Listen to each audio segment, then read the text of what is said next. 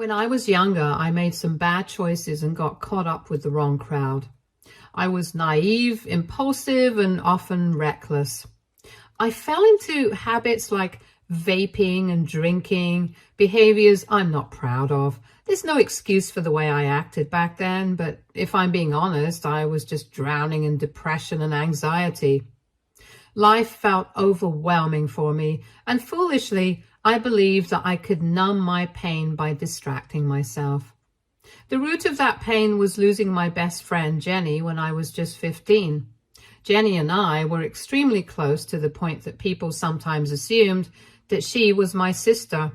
Over the years, she and I had grown up together, hence, we were pretty much inseparable. We had made plans about everything, about going away to college together, about moving in together, about adopting a pack of dogs to raise in the perfect little house we imagined. It probably sounds childish, but those dreams were real to us.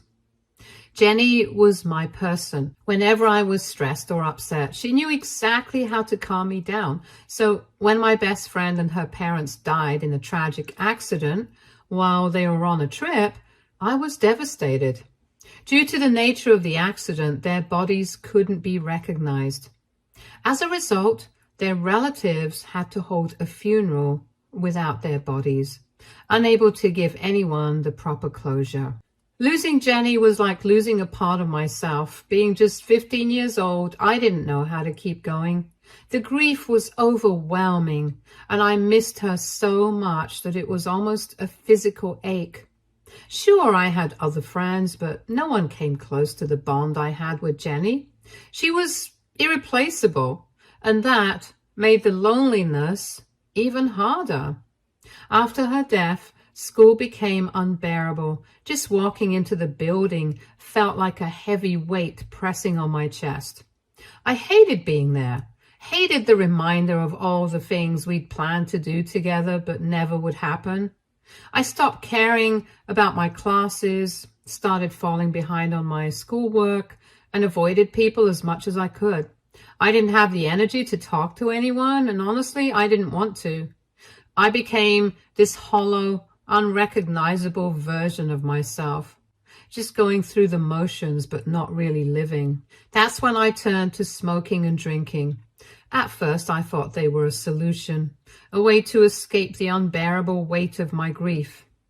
When I was high or drunk, the pain of losing Jenny dulled for a little while, and I could pretend I was okay. It felt like a break from constantly missing her, from the suffocating emptiness that had taken over my life. But what I didn't realize at the time was how quickly I was becoming dependent on these things. Alcohol and vaping weren't just a distraction anymore. They were becoming my coping mechanism, and I started needing them more and more to feel even slightly normal. By the time my parents realized what was happening, I was already in too deep. They tried to talk to me, to get through to me, but I wouldn't listen. I was very wrapped up in my pain and convinced myself that I didn't need anyone's help. I told myself I was fine, even when I wasn't. I ignored their advice and kept sinking further into habits that were destroying me. I couldn't see it then, but I was spiraling, and I needed some serious help. The next 2 years were a blur of bad decisions and selfish behavior, and I became a complete nightmare for my family. I was out of control, staying out late into the night with no regard for their worry or the trouble I might get into. I'd take my dad's car without permission, often putting myself and others in danger by drinking and driving. Looking back, it's terrifying to think of the risks I took and how reckless I was with my life. I was so deep in my own pain and chaos that I didn't think about anyone else. I even stole money from my dad's wallet, convincing myself that he wouldn't notice or that it didn't matter even if he found out. In my mind, it was all about me, my grief, my escape, my way of numbing everything I didn't want to feel. I didn't stop to consider how my actions were tearing my family apart or how I was affecting my younger sister, Peggy. She deserved better. She deserved a role model, someone to look up to, but instead, I was selfish and absent. too consumed by my own downward spiral to see the damage I was doing. To this day, I wish I had been a better child to my parents and a better older sister to Peggy. Things finally came crashing down when one night my friends and I got caught drinking. We were all underage, so the police immediately arrested us. We had to wait in their holding cell for our parents to show up. When my parents arrived in the middle of the night, I could see the exhaustion and frustration on their faces. The car ride home was brutal. My dad was furious. He yelled at me the entire way, his voice filled with anger and hurt. My mom just kept saying how disappointed she was in me over and over again. Hearing that from her stung more than anything else. I didn't fight back or argue with them. I knew they were right. I had been acting like a complete loser and I deserved their anger. I sat there in silence, feeling the weight of their words and the reality of what I'd become. It was one of the lowest points in my life, and for the first time, I couldn't ignore how far I'd fallen. When we finally got home, my dad turned to me and announced that he just couldn't let me live in his house anymore. He didn't even try to sugarcoat it. He wanted me to get away from them before I could ruin their lives any further. My mom agreed with him and quickly backed him up by saying I was too toxic to be around and that they couldn't risk my behavior rubbing off on my little sister Peggy.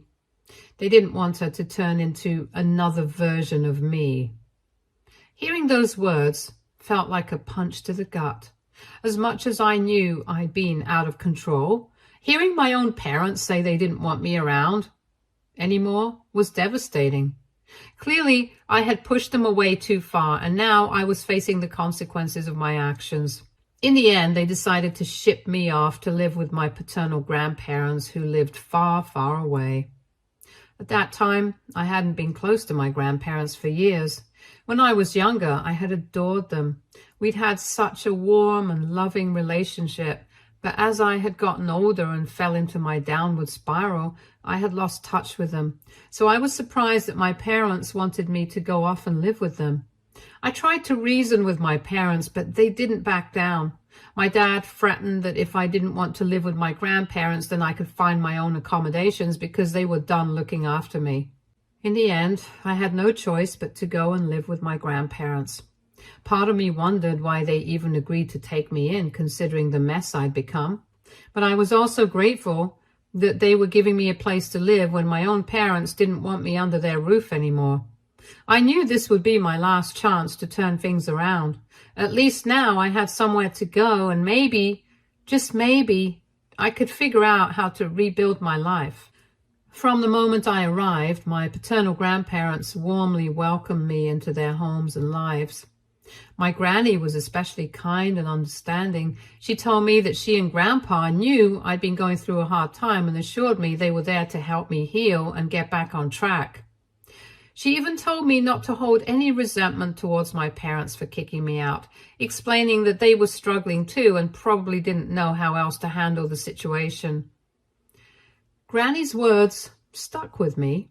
She was the first person besides Jenny who actually sat down with me, listened to what I had to say, and made me feel like I mattered as a person, not just a problem to be fixed.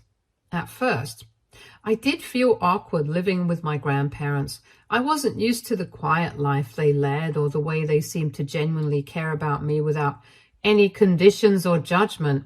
But as the weeks turned into months, I began to settle in. I started to see their home as a safe space, and that awkwardness I felt eventually faded. Over time, I began attending a local college during the day, and in the afternoon, I helped my grandpa on his farm. Anyone who has done farm work knows that it isn't easy work. There were long hours of physical labor, and I'd often come back to the house at the end of the day completely exhausted. I will say that this exhaustion became a blessing in disguise for me. I was so tired at the end of each day that I didn't have the energy or even the desire to turn to alcohol or vaping anymore. Slowly but surely, my mind began to clear and I started to feel like a better version of myself. I even started going for therapy to address the deeper issues I had been avoiding for so long. Talking to a therapist was eye-opening. It helped me confront the grief I had buried after losing Jenny and face the unhealthy ways I had tried to cope, like alcohol and vaping. During this time, my parents had completely cut off all contact, saying they needed space from me and had just left me on my own with my grandparents to figure my life out. As much as it hurt, I tried to respect their wishes. And this is when my therapist suggested I could perhaps use writing as a way to communicate with them, specifically writing letters. The idea was to express what I was feeling, what I was working on, and how I was trying to become a better person. It was a way to bridge the gap even if they weren't ready to talk to me directly. So that's what I did. Every week, without fail, I wrote a letter to my parents. I poured my heart into those letters, sharing my thoughts, progress, and reflections. I told them about the therapy sessions, about the farm work with Grandpa, about college, and how much I regretted the pain I had caused them. It gave me hope that one day they might pick up the phone, call my grandparents, or even write back to me. But they never did.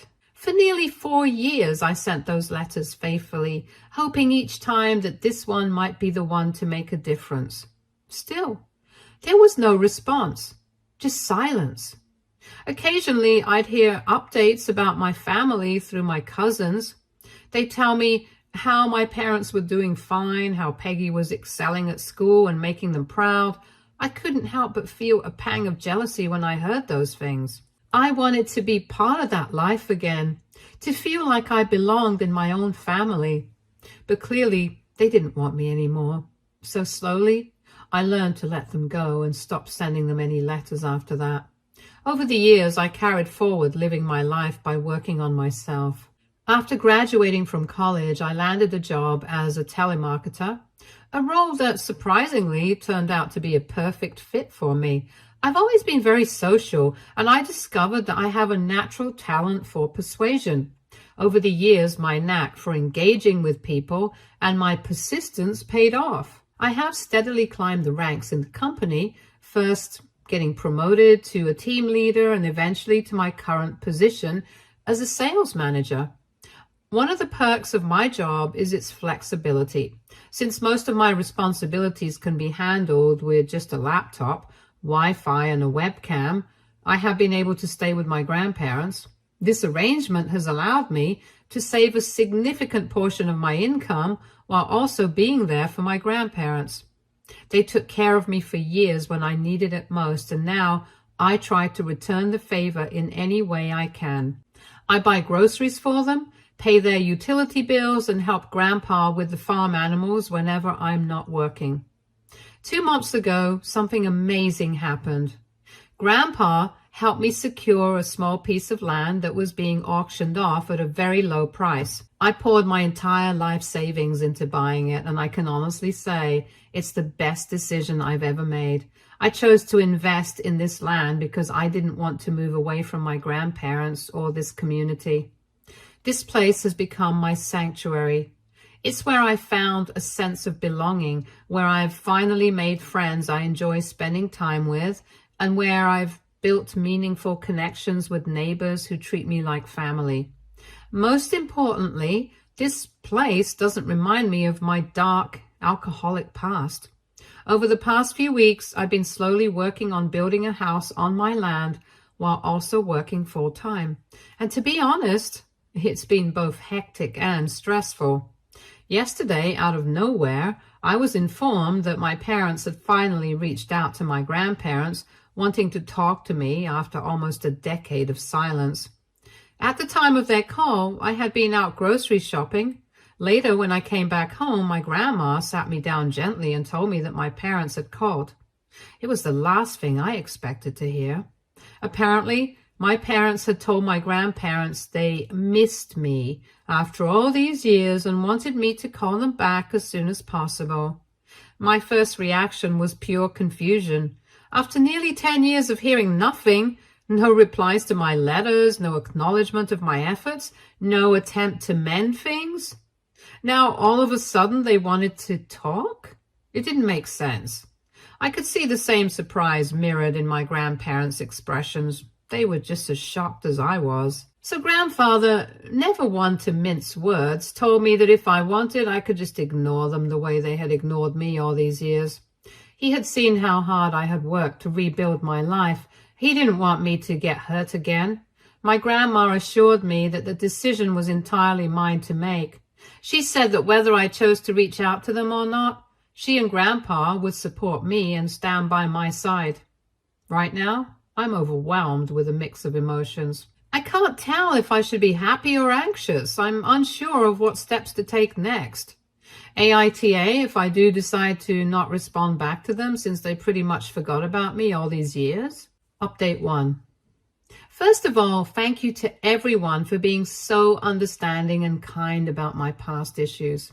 I now realize that my parents should have taken me to a grief counselor after I lost my best friend, instead of just ignoring my problems. Maybe if they had, I wouldn't have turned to alcohol and vaping. However, I can't completely blame them either. I did disappoint them a lot. Still, I wish they could have forgiven me, especially since I was just a child at the time. To clarify a few other points that keep coming up. I have changed my number over the years, which is why my parents couldn't reach me directly and had to talk to my grandparents about it. I think this was a good thing since I don't know how I would have reacted had they called me directly. After writing to my parents for a few years, I stopped sending them any more letters since they never replied back to me. I don't know if they ever read my letters or just threw them away. No, my parents never sent any money to my grandparents throughout all the years I lived with them. They just didn't care about my existence once I was gone from their home. Luckily, my grandparents took care of me, and this is why I owe my life to them. Peggy and I have absolutely no relationship anymore. After I moved away, I was busy changing myself for the better, and my parents kept Peggy as far away from me as possible. As some of you pointed out in the comments, I do owe it to my parents to at least hear them out before I just ignore them. So that's what I'm going to do. Update 2. It's been a month since my last update. The reason I couldn't update earlier is because I had a lot of things going on. Turns out my parents actually had an ulterior motive to reach out to me. We sat down for a video call, which initially started off on a positive note. My parents told me just how glad they were of the progress I had made over the years and how happy they were to hear from my relatives and grandparents that I had completely turned my life around. It felt good to hear those words from them after so many years of silence and rejection. For a brief moment, it felt like I was finally being seen for the person I had become. Next, they spent 20 minutes bragging about my sister and all the things she had accomplished. They went on and on, telling me how proud they were of her, how she was doing so well in life, how she was excelling in every aspect of her life. Of course, I was happy for Peggy. She deserved all the praise, and I never wanted to take anything away from her. But in that moment, it felt like they were rubbing it in. I mean, this was our first conversation, even after so long. Anyway, after that, my dad finally admitted that there was a reason they had reached out to me after all these years. This is when my dad explained that they had heard through our relatives that I had bought myself a piece of land and had made significant financial progress, which they had never expected. He joked how he had always thought Peggy would be the successful one, but turns out I was the one who had surpassed all his expectations. I was caught off guard by his backhanded compliment, but I just laughed awkwardly to ease the tension as I didn't know where he was going with this. He then went on to say how he and Mom had a favor to ask me. When I asked what they meant, my dad hesitated for a moment before revealing that my mom had been diagnosed with breast cancer recently. I was stunned to hear this as he continued to explain how they hadn't told anyone about it yet, as it had just been a month. My mom had started chemotherapy, but she also needed surgery, and apparently the costs were piling up. My dad told me how over the years he had used up most of his money to help Peggy through college, and even bought my younger sister an apartment for herself, which is why now, with Mom's unexpected medical emergency, they just didn't have enough money left to cover her treatment. This is why when they found out about my land purchase from our relatives, they finally reached out to me, hoping I could help. My mom told me she understood how this might sound to me, how it might feel strange or uncomfortable to help them out financially, given everything that had happened between us. She acknowledged the years of silence, but she said they were desperate now. The bills were rising and they just didn't have the resources to cover them. They had nowhere else to turn but me. She suggested that I could perhaps move back home to live with them, and this way we could finally start to restart our relationship and make things right. At that moment, I felt a rush of conflicting emotions. On one hand, hearing that my mom was battling cancer was devastating. Of course, I wanted to help her. She was my mother. But on the other hand, I couldn't just go back home to them. My whole life was here now. I also couldn't ignore the frustration and bitterness I still felt from the years they had cut me off. I couldn't help but wonder why they were asking me for help in the first place when they had their beloved daughter to turn to instead.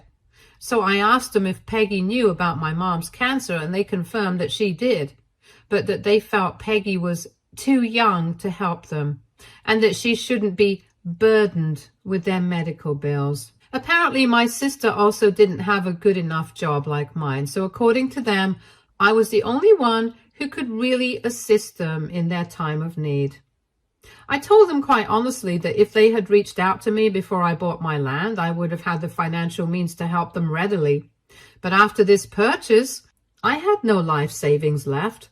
I had invested everything into my future and was working hard to refill my bank account while also building myself a house.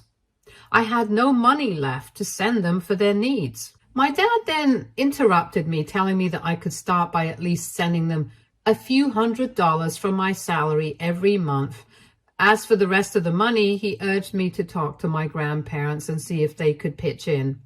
If it was still not enough, then he suggested that I could also arrange a fundraiser, perhaps online, to raise money for Mom's treatment and help them out in any way that I can. I was surprised at how casually they seemed to expect me to just jump into the role of their financial savior after all this time. I mean, this was our first conversation in almost a decade, and they were already asking me for money, asking me to fix their financial problems without so much as acknowledging the emotional weight of everything that had happened between us. I told them that if they really needed a few $100s, maybe I could send them something, but there was no guarantee. I had my own financial struggles to deal with, and I couldn't stretch myself any thinner. I also made it clear that I would never ask my grandparents to loan my parents any money. They had already done so much for me over the years, and they already had enough on their plate. My grandparents didn't deserve to be dragged into this situation again.